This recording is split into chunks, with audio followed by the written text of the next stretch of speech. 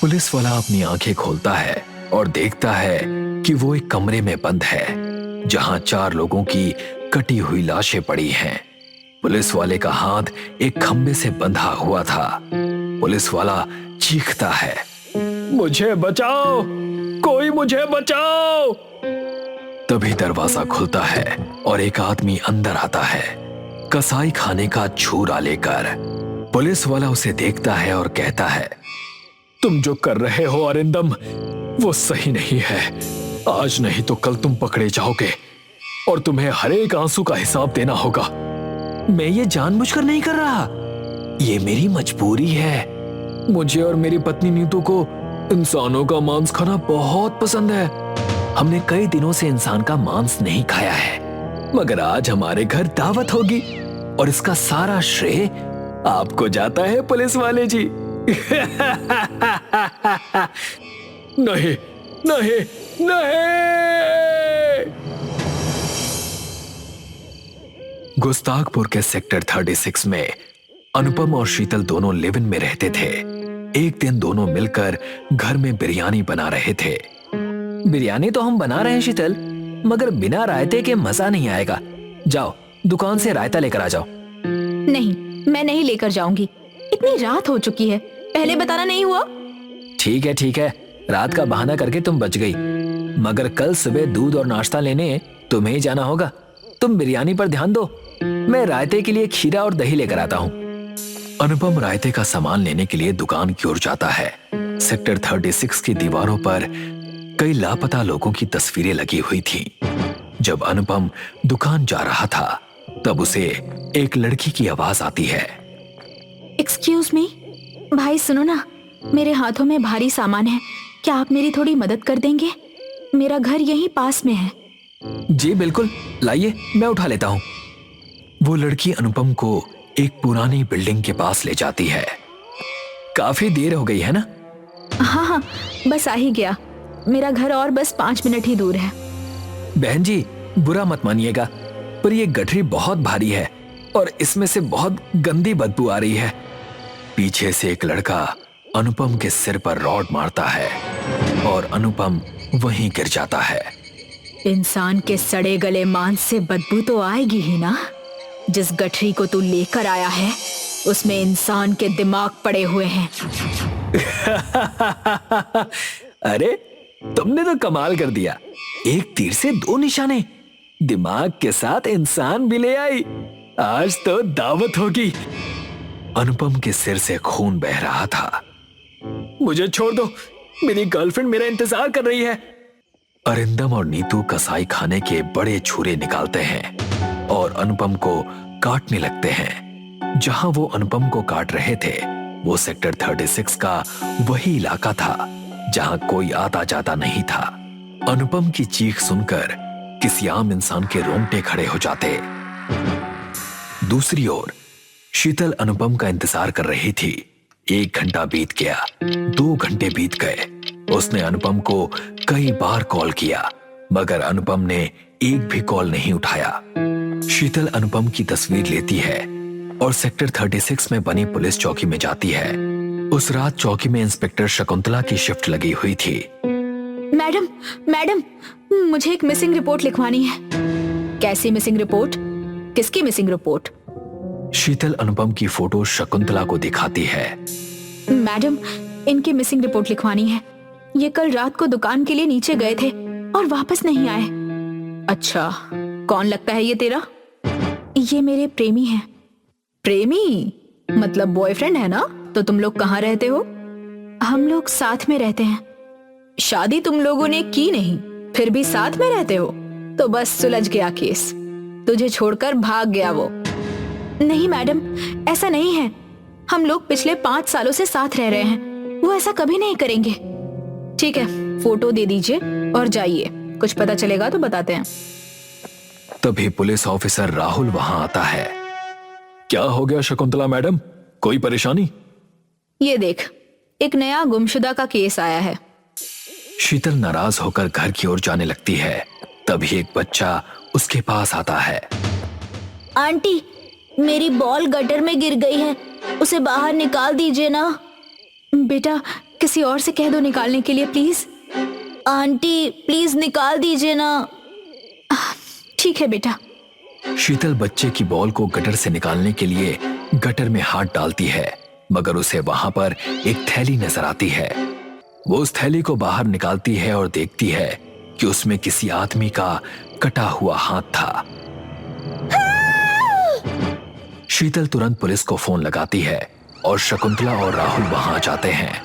कटे हुए हाथ को देखकर शकुंतला कहती है, अरे ये हाथ किसी डॉक्टर ने डंप कर दिया होगा, किसी कुत्ते ने गलती से हाथ काटकर नाली में फेंक दिया होगा। क्या बकवास कर रही हैं आप? ये हाथ थैली में मिला है। ए लड़की, इज्जत से बात कर, इज्जत से। राहुल जाने दो, ठीक है, हम इस हाथ को लेकर जाते हैं और देखते हैं कि ये हाथ किसका है। शकुंतला और राहुल पुलिस चौकी चले जाते हैं।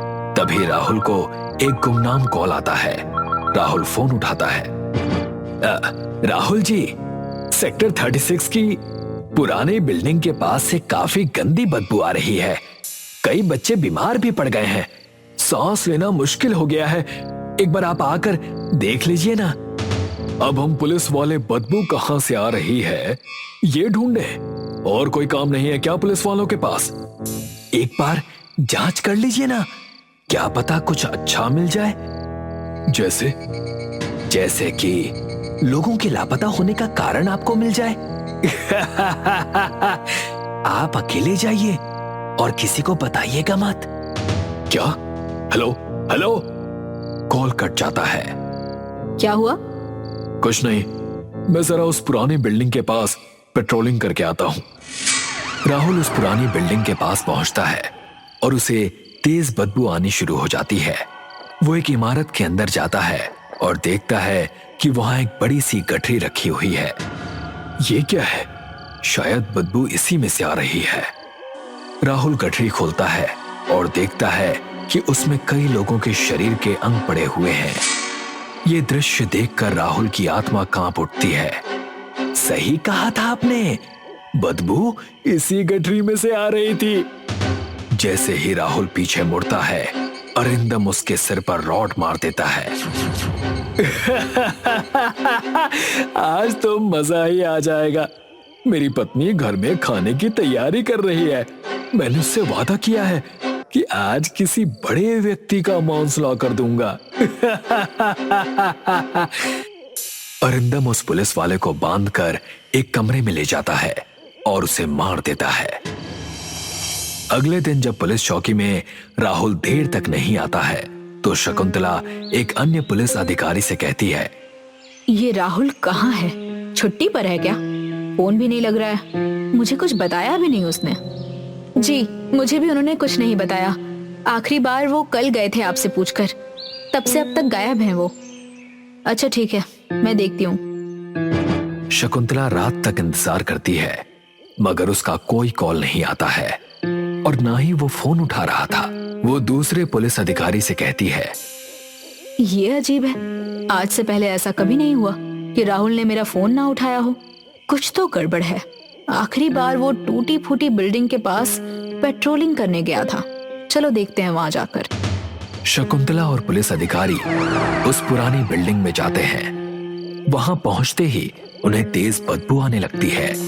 जैसे ही शकुंतला और अधिकारी थोड़ा अंदर जाते हैं कि तभी उन्हें किसी के चाकू से कुछ काटने की आवाज आती है। वो लोग आवाज का पीछा करते हुए एक कमरे में पहुंचते हैं।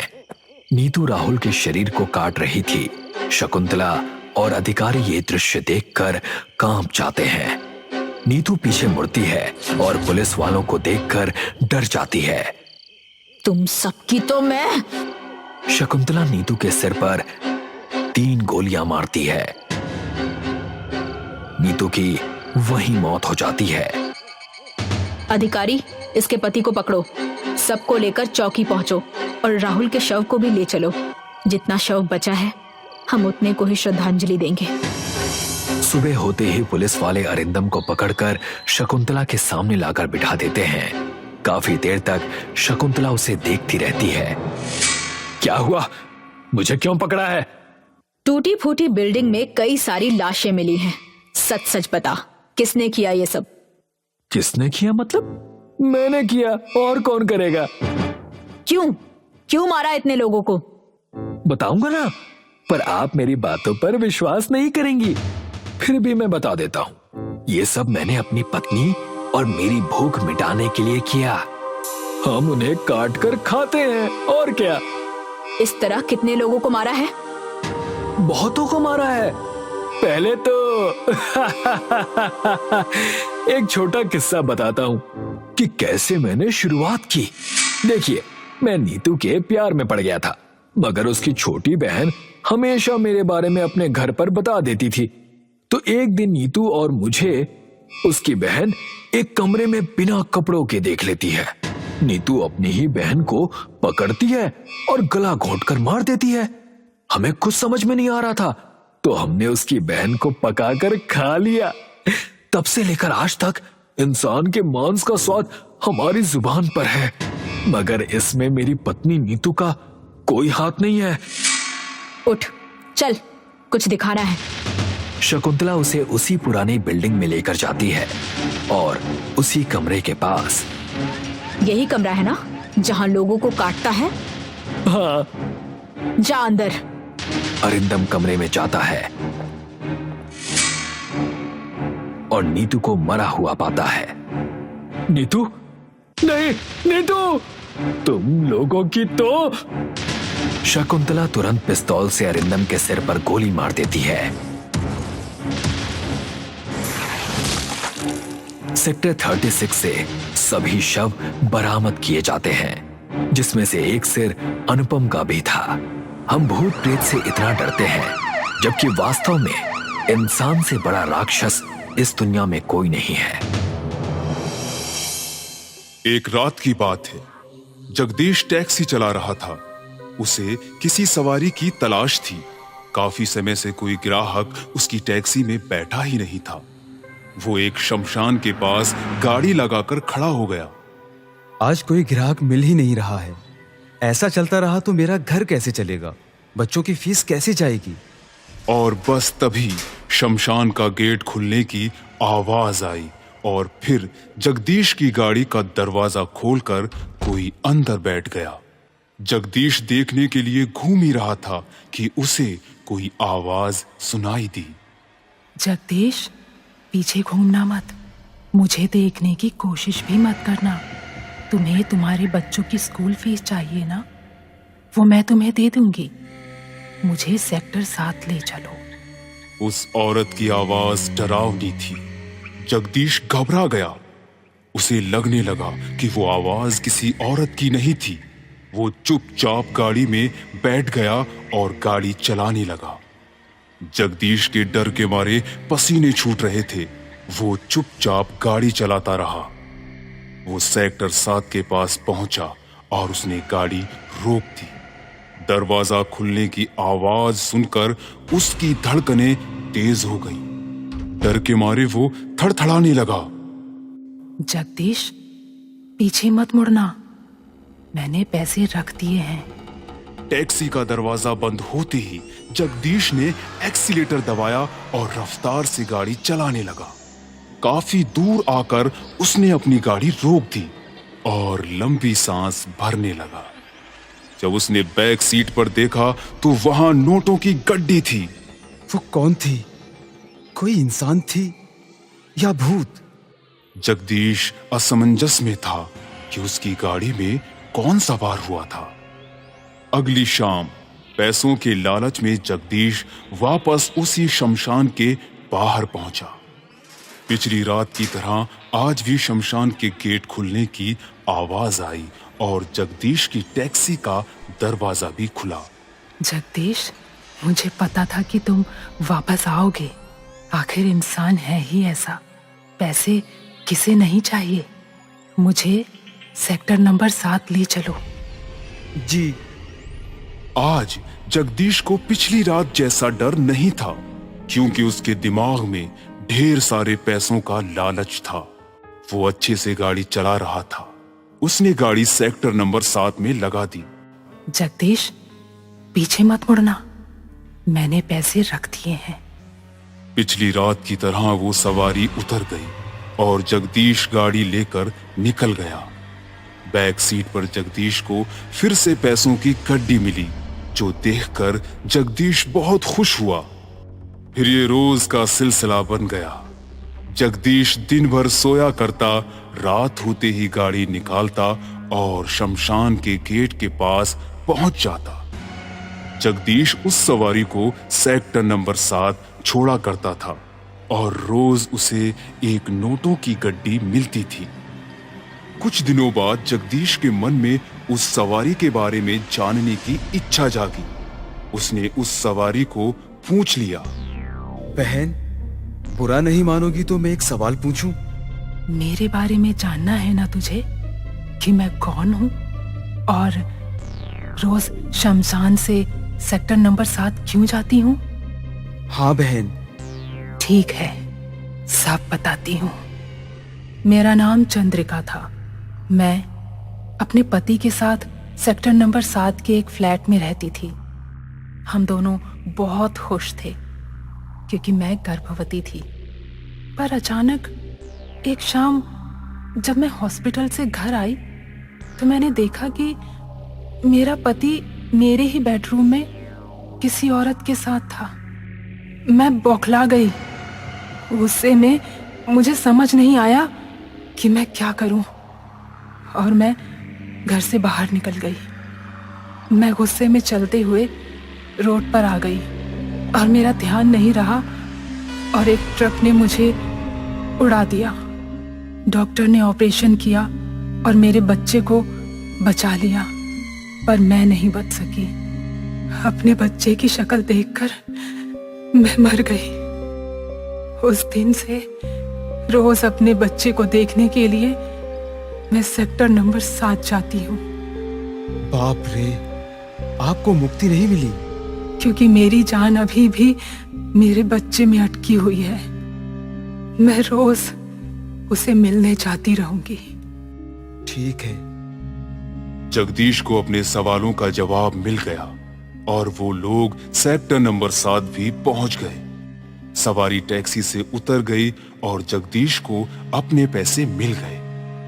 कई और दिनों तक रोज जगदीश इस सवारी को छोड़ने आया करता था और फिर एक दिन उसकी माँ बहुत बीमार थी और उसे गांव जाना था। उसने अपने चचेरे भाई से बात की। सुन राजू, मैं गांव जा रहा हूँ माँ के पास।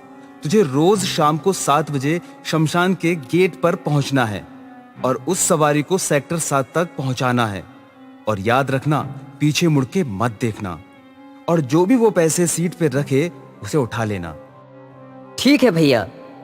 वो सवारी इंसान नहीं है, भूत है, इसलिए ध्यान देना कि तू उसे देखने की कोशिश मत करना। राजू ने हामी तो भर दी, पर वो भूत प्रेतों में यकीन नहीं रखता था। अगली शाम 7 बजे राजू शमशान के गेट पर पहुंच गया। कुछ समय इंतजार करने के बाद राजू को शमशान का गेट खुलने की आवाज आई। फिर राजू की कैब का दरवाजा खुला और कोई अंदर बैठ गया। पीछे मुड़ना मत, मुझे सेक्टर 7 छोड़ दो, तुम्हें तुम्हारे पैसे मिल जाएंगे। ठीक है। राजू गाड़ी चलाने लगा, पर वो सवारी के बारे में सोचने लगा।